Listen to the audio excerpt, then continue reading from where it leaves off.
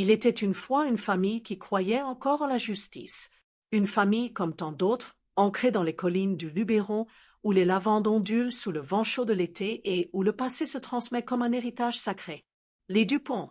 Antoine, le père, ancien vigneron aux mains calleuses, avait élevé ses 3 enfants avec la même rigueur que celle qu'il appliquait à ses vignes. Patience, travail et une fierté farouche pour la terre qui les nourrissait depuis 5 générations. Sa femme, Marie, tenait la maison avec une tendresse infinie, cousant les souvenirs dans chaque rideau, chaque drap brodé à la main. Leurs enfants, Julien, l'aîné, grand et silencieux, qui avait repris les vignes avec une passion presque religieuse, Sophie, la cadette, infirmière à l'hôpital d'Avignon, toujours prête à panser les blessures des autres, et enfin Lucas, le petit dernier, 16 ans à peine, rêveur, avec des yeux qui portaient déjà trop de gravité pour son âge. Il vivait dans la vieille bastide familiale, celle dont les murs de pierre ocre avaient vu naître des générations entières. Un lieu où l'on célébrait les vendanges autour d'une table immense, où l'on riait fort, où l'on se disputait parfois, mais toujours avec amour. Un refuge, un sanctuaire. Jusqu'au 14 juillet 2022. Ce jour-là, la fête nationale battait son plein dans le village voisin. Feux d'artifice, musique, rire. Antoine et Marie étaient restés à la maison, fatigués par les dernières vendanges. Lucas, qui n'avait pas encore l'âge de conduire seul, avait supplié pour aller rejoindre des amis au bal. Antoine avait cédé, comme toujours avec son dernier fils. Il était minuit passé quand le téléphone avait sonné. Un appel anonyme. Une voix froide, mécanique. « Votre fils a eu un accident. Il est grave. Venez vite. » Antoine avait raccroché sans poser de questions. Il avait attrapé ses clés, réveillé Marie en larmes, et ils avaient roulé dans la nuit noire, le cœur battant à tout rompre. À l'hôpital, on leur avait dit que Lucas avait été retrouvé sur le bas-côté de la départementale 943, percuté par un véhicule qui avait pris la fuite. Fractures multiples, traumatisme crânien, coma profond. Les médecins avaient murmuré « Il a peu de chances de se réveiller ». Antoine s'était effondré contre le mur du couloir. Marie avait hurlé en silence, les mains plaquées sur la bouche. Ils étaient restés là, impuissants, pendant des heures, à fixer la porte de la chambre de réanimation. Puis, le lendemain matin, une autre nouvelle avait frappé comme un second coup de poignard. Un gendarme était venu, chapeau à la main, le visage fermé. Il avait expliqué que la voiture responsable était une berline noire, une Mercedes de luxe, immatriculée dans le Vaucluse. Le conducteur avait été identifié. Un homme de 50 ans, riche propriétaire terrien, ami d'enfance du maire, pilier du Rotary local. Un homme qui avait déjà été impliqué dans 2 accidents sous l'emprise d'alcool, sans jamais être condamné. Un homme qui avait des relations. Le procureur avait classé l'affaire sans suite. Pas de témoins fiables. Pas de preuves irréfutables. Accident imprévu. Les Dupont avaient compris, dans le silence glacial de la salle d'attente, que la justice française, celle qu'ils avaient toujours respectée, venait de les trahir. Lucas n'était pas mort ce jour-là. Il s'était réveillé 3 semaines plus tard. Mais il n'était plus le même. Paralysé de la taille aux pieds, incapable de parler, réduit à cligner des yeux pour répondre. Un enfant de 16 ans enfermé dans un corps brisé, qui pleurait en silence chaque nuit. Antoine avait vendu une partie des vignes pour payer les soins. Marie avait arrêté de sourire. Julien avait cessé de rire. Sophie avait quitté son poste pour s'occuper de son frère à temps plein. La famille entière avait été brisée. Mais le pire n'était pas là. Le pire, c'est ce qu'ils avaient découvert 6 mois plus tard. Le conducteur de la Mercedes n'était pas seul cette nuit-là. Il y avait une passagère. Une femme. La femme du maire. Et elle avait tout vu. Elle avait vu la voiture fauchère Lucas. Elle avait vu son mari rire, dire « C'est rien, on rentre » et accélérer dans la nuit. Elle n'avait rien dit. Rien. Parce que la vérité aurait fait éclater leur monde parfait. Parce que l'honneur des puissants valait plus que la vie d'un adolescent. Les Dupont avaient frappé à toutes les portes. Avocats, médias locaux, associations. Partout, on leur avait répondu la même chose. Sans preuve, sans témoin, c'est impossible. Alors ils avaient cessé de demander justice. Ils avaient commencé à préparer autre chose. Une vengeance. Lente, froide, imparable. Parce que quand la loi vous abandonne, il reste l'honneur. Et quand l'honneur est piétiné, il reste la rage. Aujourd'hui, 6 ans plus tard, la famille Dupont n'est plus la même. Ils ont tout perdu, leur fils en partie, leur terre, leur sérénité. Mais ils ont gagné quelque chose de plus dangereux. Une détermination absolue. Et ce qu'ils préparent maintenant, ce n'est pas une plainte. Ce n'est pas un procès. C'est une destruction. Totale. Irréversible. Et quand tout sera fini, personne ne pourra plus jamais dire que la justice a été aveugle. Parce qu'elle a choisi de fermer les yeux. Et la famille Dupont a décidé de les lui crever. Alors, êtes-vous prêt à voir jusqu'où une famille peut aller quand on lui a tout pris? Les Dupont n'étaient pas une famille parfaite. Ils étaient mieux que ça, ils étaient vrais. Ancrés dans le sol provençal depuis que l'arrière-grand-père d'Antoine avait planté les premières vignes en 1897, après avoir fui la misère du Nord.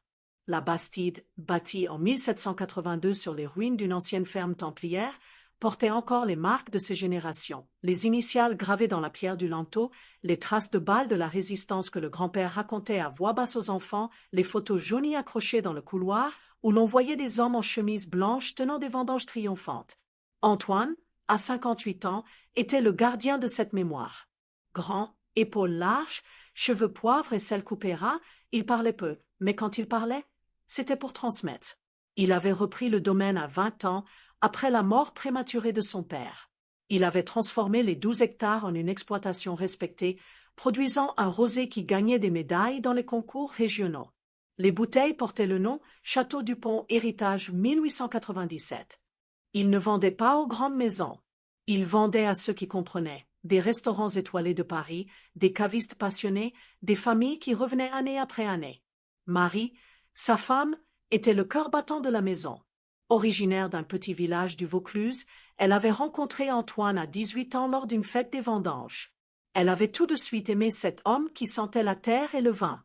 Ensemble, ils avaient bâti une vie simple, mais pleine, 3 enfants, une table toujours dressée pour 10, des rires qui résonnaient jusqu'au fond du jardin. Marie cousait, cuisinait, jardinait. Elle était la mémoire vivante. Elle savait où se trouvait chaque objet, chaque recette, chaque histoire. Elle disait souvent, une maison sans souvenir, c'est une coquille vide. Julien, l'aîné, 28 ans, était le portrait craché de son père, en plus silencieux encore. Il travaillait les vignes depuis l'âge de 14 ans. Il avait refusé une bourse pour étudier l'œnologie à Bordeaux, préférant rester sur la terre familiale. Il connaissait chaque pied de vigne par son nom, chaque parcelle par son caractère. Il rêvait de reprendre le domaine un jour, de le transmettre intact. Sophie, 24 ans, avait choisi une autre voie, infirmière à l'hôpital d'Avignon. Elle rentrait tous les week-ends, aidait à la maison, soignait les petits bobos de la famille. Elle avait toujours été la plus sensible, celle qui pleurait au cinéma, qui ramassait les chats errants. Mais elle était aussi la plus forte. Quand il fallait tenir la main d'un mourant à l'hôpital, elle le faisait sans trembler. Et Lucas, le petit dernier, 16 ans. Il était le soleil de la famille. Un adolescent aux cheveux noirs ébouriffés, au sourire immense, qui jouait du piano sur le vieux Steinway du salon, qui faisait rire tout le monde avec ses imitations, qui aidait son père dans les vignes sans jamais se plaindre. Il voulait devenir pilote un jour. Il passait des heures à regarder le ciel, à dessiner des avions dans ses cahiers. Antoine le regardait avec une tendresse qu'il ne montrait pas aux autres. C'était son petit, celui qui avait failli ne jamais naître après une grossesse difficile. La vie des Dupont était rythmée par les saisons. Printemps, taille des vignes, bourgeons qui éclatent. Été, chaleur écrasante, vendange blanche, Lucas qui sautait dans la piscine avec ses amis. Automne, vendange rouge, la maison pleine de cousins, de rires, de musique. Hiver, feu dans la cheminée, vin chaud, histoire au coin du feu. Ils avaient leurs petites querelles, comme toutes les familles. Julien reprochait parfois à son père d'être trop rigide sur les méthodes traditionnelles. Sophie se fâchait quand Marie refusait de la laisser partir en voyage. Lucas, adolescent, claquait parfois les portes. Mais ces tensions se dissolvaient toujours dans l'amour et le respect. Il savait que rien ne pouvait les briser, jusqu'à ce qu'il découvre qu'un autre danger les guettait, bien plus proche qu'il ne l'imaginait. À quelques kilomètres de là, sur les hauteurs d'Apt, vivait la famille Martel. Les Martel n'étaient pas des vignerons. Ils étaient des hommes d'affaires. Le père, Gérard Martel, avait fait fortune dans l'immobilier de luxe, villas pour des retraités parisiens, lotissements autour des villages provençaux. Il avait acheté des terres entières, rasé des oliveraies centenaires pour construire des piscines privées. Son fils, Thomas, 30 ans, héritier présomptif, était un homme élégant, toujours en costume, toujours souriant, toujours prêt à serrer une main pour conclure une affaire. Les Martel et les Dupont se connaissaient depuis toujours. Les deux familles avaient grandi dans le même village. Gérard et Antoine avaient été à l'école ensemble. Ils se saluaient encore, buvaient un verre à la fête du village. Mais derrière les sourires, une vieille rancune couvait.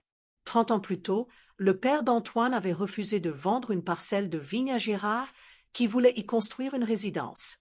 Cette parcelle, c'était la plus belle, celle qui donnait le rosé le plus pur. Gérard n'avait jamais pardonné ce refus. Il l'avait pris comme une humiliation personnelle. Et depuis, il attendait. Il attendait le moment où les Dupont seraient vulnérables. Il savait que les vignes étaient leur sang, leur honneur, leur identité. Il savait aussi que la terre, en Provence, vaut plus que l'or. Et il avait un plan.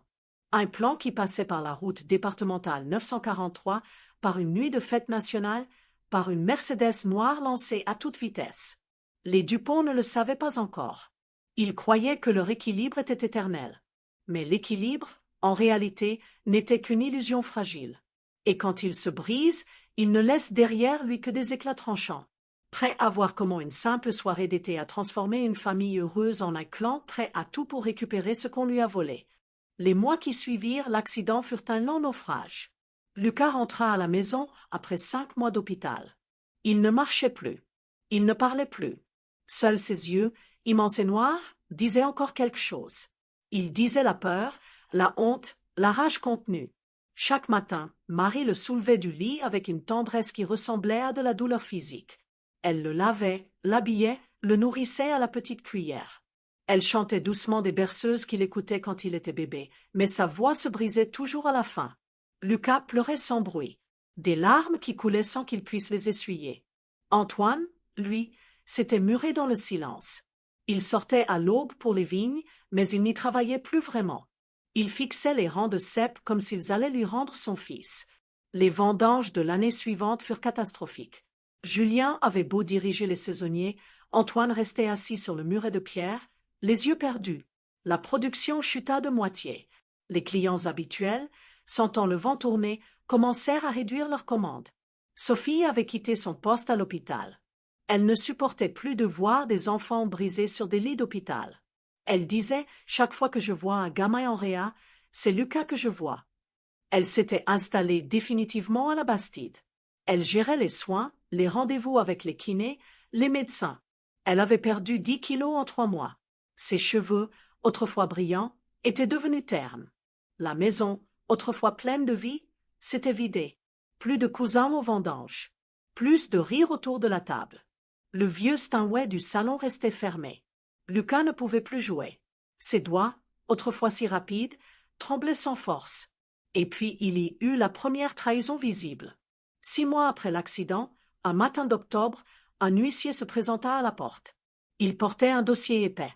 Les Dupont devaient rembourser un prêt qu'Antoine avait contracté 10 ans plus tôt pour agrandir les chais. Un prêt qu'il avait toujours remboursé rubis sur l'ongle.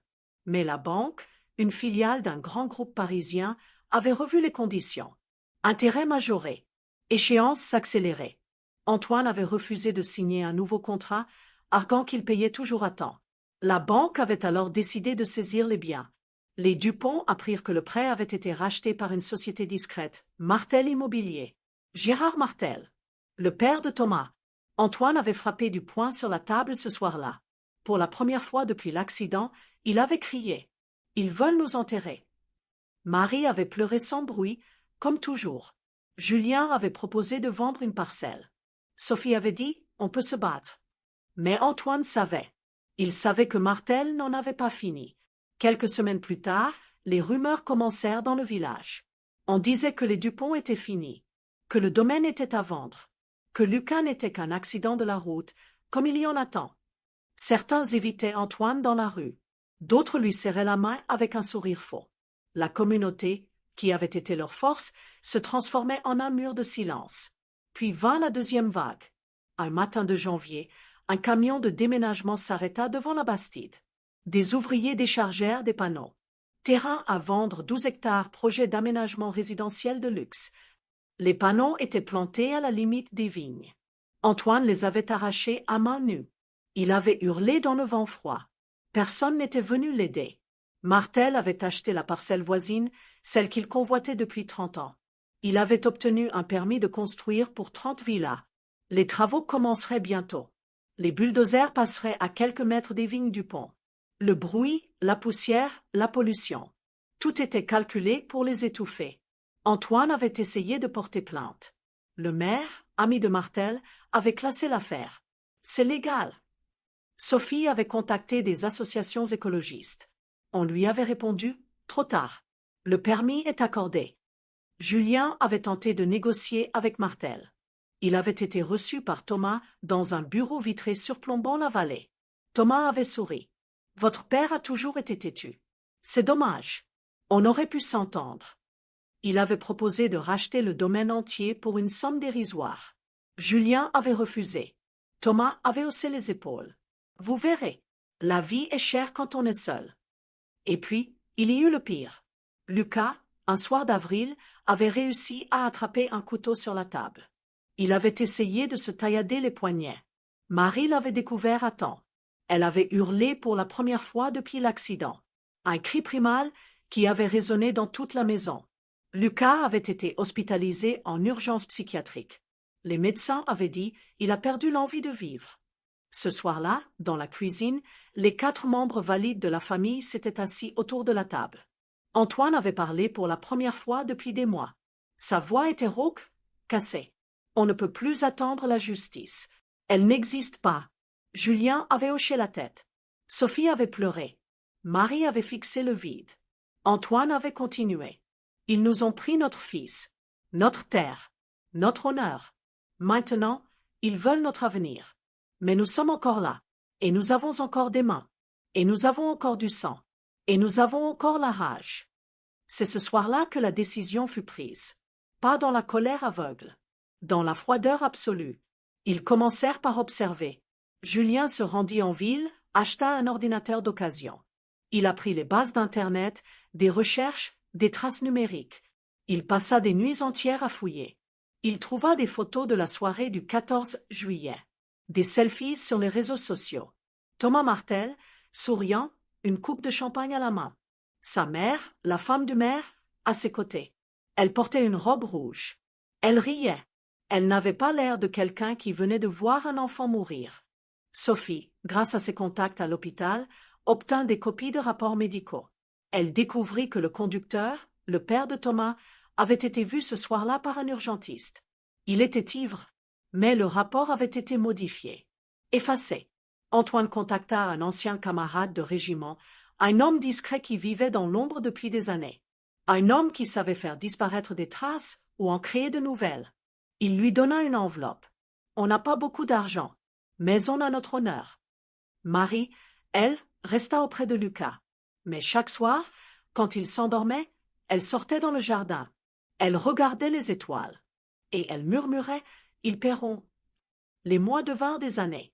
Ils vendirent une autre parcelle pour payer les soins de Lucas. Les vignes se réduisirent. La maison se fissura. Mais leur détermination grandit. Ils apprirent que Thomas Martel se mariait l'année suivante. Une grande fête au domaine des Martel. Invités de tout Paris. La presse locale en parlait déjà. Ils apprirent que Gérard Martel avait des problèmes de santé. Un cancer. Il ne lui restait que quelques mois. Ils apprirent que la femme du maire, la passagère de la Mercedes, avait commencé à boire. Elle se confiait parfois à une amie. Des mots qui circulaient. « Je n'ai pas pu dormir depuis cette nuit-là. » Ils commencèrent à collecter. Des preuves, des enregistrements, des témoignages discrets. Julien se lia d'amitié avec un employé des Martel. Un jardinier qui avait vu des choses. Il lui offrit de l'argent. L'homme parla. Il parla de la nuit. Il parla de la voiture. Il parla du rire de Thomas. Sophie infiltra un cercle d'associations. Elle se fit passer pour une journaliste. Elle obtint des documents internes. Des preuves que le permis de construire avait été accéléré grâce à des pots de vin. Antoine, lui, disparut pendant 3 semaines. Quand il revint, il avait un dossier épais. Des photos, des vidéos, des relevés bancaires. Il avait payé cher. Mais il avait obtenu la vérité. La vérité. La Mercedes avait été conduite par le père de Thomas. Il était ivre. Sa femme était à côté. Ils avaient vu Lucas sur le bord de la route, à vélo. Ils l'avaient percuté. Ils avaient continué. Thomas était dans la voiture derrière. Il avait tout vu. Il avait ri. Il avait dit, c'est rien, papa, on rentre. Et ils étaient rentrés. Les Dupont avaient maintenant tout. Mais ils savaient que ce n'était pas suffisant pour la justice officielle. Les Martel avaient trop de pouvoir, trop d'argent, trop d'amis. Alors ils décidèrent d'aller plus loin. Ils décidèrent de détruire. Pas avec des coups, pas avec des cris, avec la vérité, avec la honte, avec la ruine. Ils commencèrent par le mariage de Thomas. Ils préparèrent un cadeau, un film, un montage, des images de la nuit, des témoignages, des documents. Ils le projetèrent pendant le discours du père de la mariée, dans la salle immense du domaine Martel, devant 300 invités. La musique s'arrêta, les lumières s'éteignirent, l'écran s'alluma, et le monde des Martel s'effondra. Mais ce n'était que le début, parce que la vengeance, quand elle est lente, est plus douce. Et les Dupont avaient attendu des années. Ils n'avaient pas fini. Loin de là.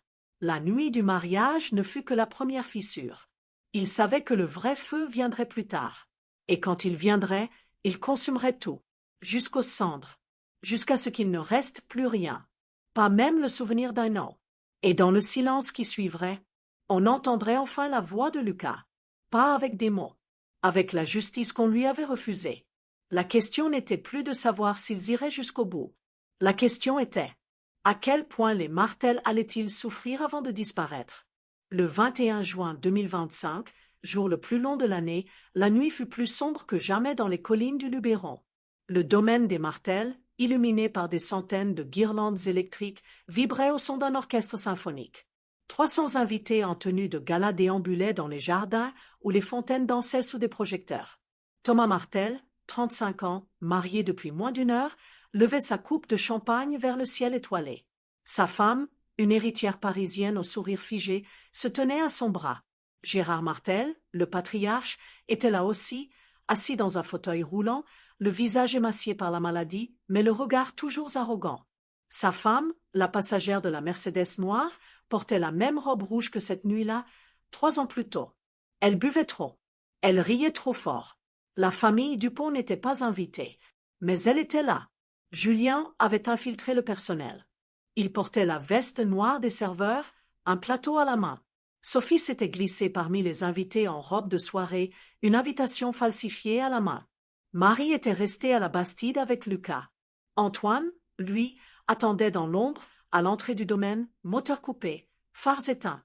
Il tenait un téléphone. Un seul appel suffirait. À 22h47, le discours du père de la mariée toucha à sa fin. Les applaudissements crépitèrent.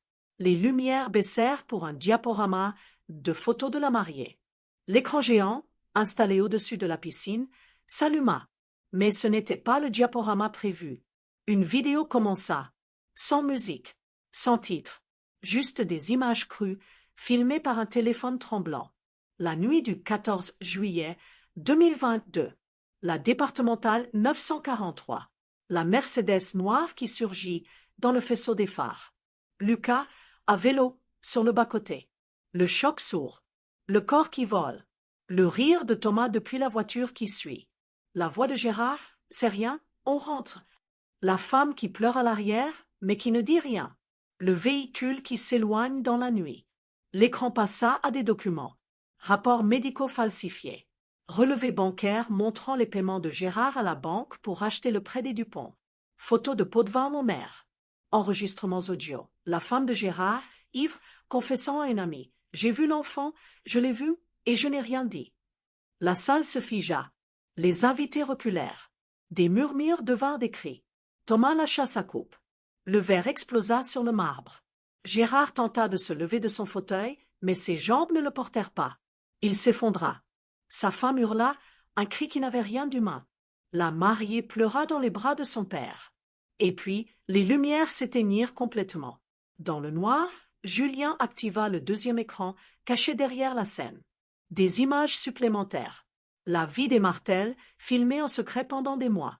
Thomas en train de payer des prostituées. Gérard signant des contrats illégaux.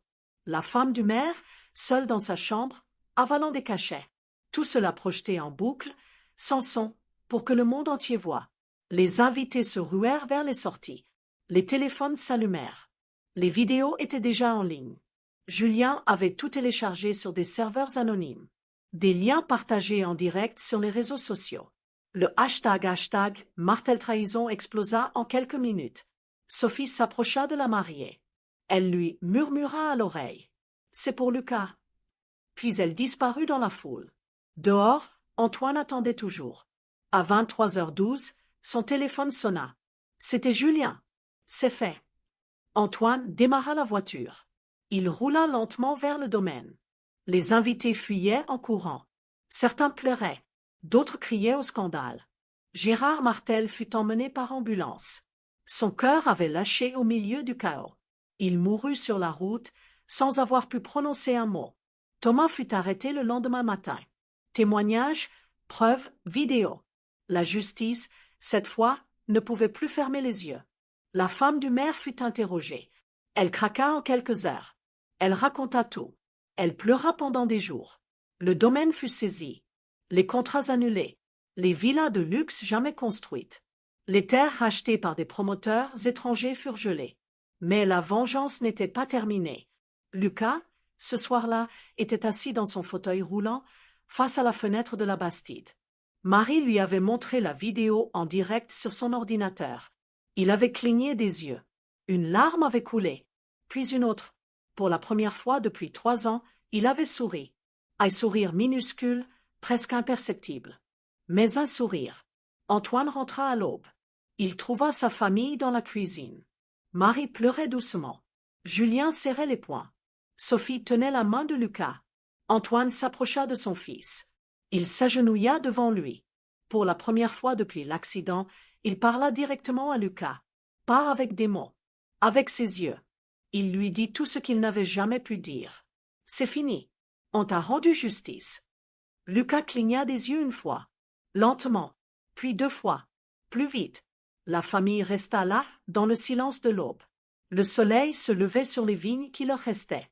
Les dernières bouteilles de Château Dupont attendaient sur la table. Ils en burent une. Ensemble. Sans un mot. Les Martel avaient tout perdu. Leur nom était sali à jamais. Leur fortune, leur pouvoir, leur honneur. Disparu. Mais les Dupont n'avaient pas gagné. Ils avaient simplement survécu. Et dans ce silence, dans ces larmes, dans ce sourire minuscule de Lucas, ils retrouvèrent quelque chose qu'on leur avait volé. L'honneur. Un honneur taché de sang. Un honneur lourd de conséquences. Un honneur qui ne serait jamais lavé. Car la vengeance, une fois accomplie, ne laisse pas de place à la paix. Elle laisse seulement des cicatrices. Et la certitude que personne, jamais, ne pourra plus leur arracher ce qui reste. Et que, désormais, c'est le monde qui baissera les yeux devant eux. Les semaines qui suivirent la nuit du mariage furent un silence assourdissant. Le monde avait vu. Les journaux, les chaînes de télévision, les réseaux sociaux, tout avait été inondé par les images de cette soirée maudite. Les Martel n'existaient plus en tant que famille respectable.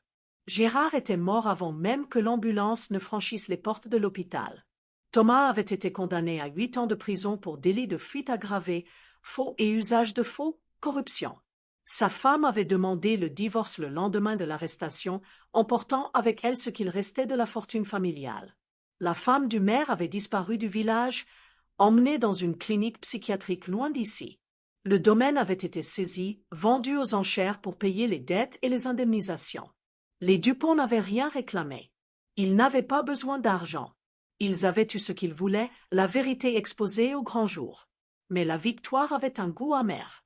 Lucas, pour la première fois depuis 3 ans, avait commencé à bouger les doigts. Un mouvement minuscule, presque imperceptible, mais réel. Les médecins parlaient de miracle. Marie pleurait en le voyant essayer de saisir un crayon. Sophie avait repris son poste à l'hôpital, mais elle rentrait tous les soirs pour aider son frère à réapprendre les gestes les plus simples. Julien avait replanté les vignes arrachées, une à une. Il travaillait seul, du lever au coucher du soleil, comme pour réparer ce qui avait été brisé. Antoine, lui, restait assis sur le muret de pierre, face au rang de cèpes. Il ne parlait presque plus. Il regardait les feuilles pousser, et parfois, il murmurait « On est encore là ». La Bastide avait repris vie, doucement. La table était de nouveau dressée pour 5. Lucas jouait quelques notes au piano, hésitante, mais vivante. Les cousins étaient revenus pour les vendanges. On riait à nouveau, même si les rires sonnaient parfois faux, comme un écho d'un passé lointain. Pourtant, les cicatrices étaient là, invisibles pour les autres, mais profondes pour eux. Antoine avait vieilli de 10 ans en 3. Ses mains tremblaient quand il versait le vin. Il se réveillait la nuit, en sueur, revivant le moment où il avait donné l'ordre d'envoyer la vidéo. Il se demandait « Ai-je fait de nous des monstres ?» Marie avait cessé de chanter. Elle regardait Lucas avec une tendresse infinie, mais aussi avec une culpabilité qui la rongeait. Elle avait accepté la vengeance. Elle avait voulu que les coupables souffrent. Et maintenant, elle se demandait si la souffrance des autres avait vraiment guéri la leur. Julien portait une colère sourde. Il avait vu son père brisé, son frère détruit. Il avait participé à la destruction des Martel. Mais il ne pouvait plus regarder son propre reflet sans y voir un peu de leur noirceur. Sophie, elle, avait perdu sa douceur. Elle soignait les autres avec une efficacité froide, comme si elle avait enterré une partie d'elle-même cette nuit-là. Et Lucas savait tout. Il avait vu la vidéo. Il avait entendu les cris des invités. Il avait compris que sa famille avait choisi la voie de la vengeance. Parfois, quand il était seul, il clignait des yeux plusieurs fois, comme pour dire « merci ». Mais d'autres fois, il fixait le vide et une larme coulait, parce qu'il savait que rien ne lui rendrait ses jambes. Rien ne lui rendrait ses rêves de pilote. Rien ne rendrait à sa famille l'innocence qu'elle avait perdue. La justice officielle avait fini par condamner les coupables. Mais les Dupont n'avaient pas attendu qu'elle le fasse. Ils avaient pris les armes de la honte et de la ruine. Et ils avaient gagné. Mais à quel prix? La Bastide était debout. Les vignes repoussaient. Le nom Dupont avait retrouvé un certain respect dans le village. On les saluait à nouveau. On leur achetait leur vin. Mais personne ne savait vraiment ce qui s'était passé cette nuit-là. Personne ne savait que derrière ces sourires forcés se cachait une famille qui avait traversé l'enfer pour survivre. Un soir d'automne, alors que le soleil se couchait sur les collines, Antoine rassembla sa famille dans le salon.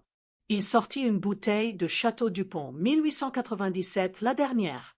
Il versa 5 verres, même pour Lucas, qu'il porta à ses lèvres. Ils burent en silence. Puis Antoine parla, pour la première fois depuis des mois. Sa voix était grave, usée. Nous avons fait ce que nous pensions devoir faire. Nous avons rendu à Lucas ce qu'on lui avait volé, sa dignité. Mais nous avons aussi perdu quelque chose. Nous avons perdu la paix. Nous avons perdu la certitude que nous étions les bons. La vengeance nous a sauvés. Mais elle nous a aussi changés. À jamais. Il posa son verre. Il regarda chacun d'eux. Nous sommes toujours une famille. Et nous le serons jusqu'à la fin. Mais que Dieu nous pardonne ce que nous avons fait. Et que nous nous pardonnions à nous-mêmes. La nuit tomba. La maison se remplit de silence. Dehors, le vent faisait danser les feuilles des vignes. À l'intérieur, une famille brisée mais entière tentait de recoller ses morceaux. La vengeance avait été accomplie. Les coupables avaient payé. Mais la vraie question restait suspendue dans l'air, comme une ombre qui ne s'effacera jamais. Quand la justice échoue, est-il permis de devenir soi-même la justice? Ou bien, en choisissant la vengeance, une famille ne fait-elle que prolonger la souffrance qu'elle voulait arrêter? Et vous, que feriez-vous si on vous avait tout pris?